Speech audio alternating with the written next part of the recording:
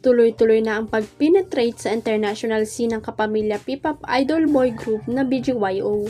Bahagi kasi ang Aces of P-pop sa Bangkok, Thailand leg ng biggest music festival ng Japan, ang Summer Sonic.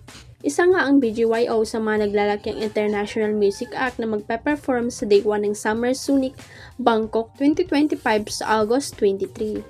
Magpa-perform sila sa Tanbori stage kung saan bahagi rin sa mga performer ang Japanese singer na si Noah, South Korean rock band na NEL at ng human beatboxer and producer na si Zozo.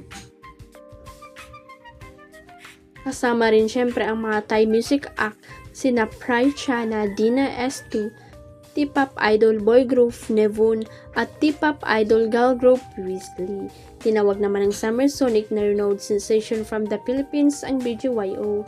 Mapapanood ang Summer Sonic Bangkok 2025 sa Impact Challenger Hall 13 sa Bangkok, Thailand. Pero bago pa sila sumabak sa nasabing music festival, ay mapapanood muna sila sa Bomsikam Dream Warrior, ang concert ng Thai actor model na si Boss Chai Kamon, Sir Sung Witaya. Trending at patuloy na pinag-uusapan sa online world ang pinakitang acting ni Daniel Padilla sa Incognito nitong linggo ng gabi. Pang best actor nga raw ang nasabing eksena na unang napanood sa Netflix. Grabe naman kasi ang nasabing eksena, makadurog puso talaga. Ito yung eksenang nalaman na ng karakter ni Daniel na patay na ang kapatid niya sa serye na si June na ginagampanan ni Luis Abuel.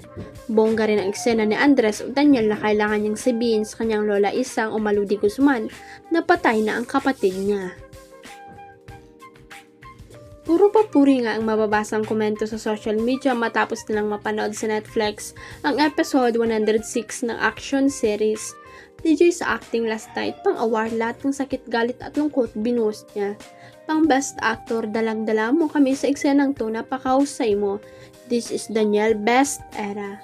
I must say bravo Daniel, galing-galing mo dito, yung iyakik, lungkot at sakit, sobrang nabigay mo ng walang duda. Nakakaantig, this is the kind of emotion na di ko nakita sa'yo noon. Pero marami na ang nagsasabing maging ang serye mismo ay dapat makatanggap ng awards dahil sa pulido at maayos na pagkakagawa, wala nga raw boring episode.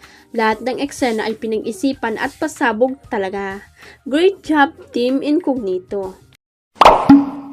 Huwag kalimutang i-click ang subscribe button at i-ring ang notification bell para sa latest at legit chika updates.